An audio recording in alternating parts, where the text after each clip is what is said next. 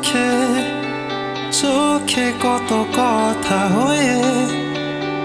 কথা হয়েছিল, সেই কথাগুলা সব আজকে কেন মিথ্যে হলো। মুখে মুখে দেওয়া কথা মিথ্যে হলেও চোখের বলা মিথ্যে কি হয়? চোখের বলা মিথ্যে কি? ভালোবেসে মনটা কিনে নিয়ে এভাবে বুঝি ভেঙে দিতে হয়। আমি আর চোখের ভাষা বিশ্বাস করি না,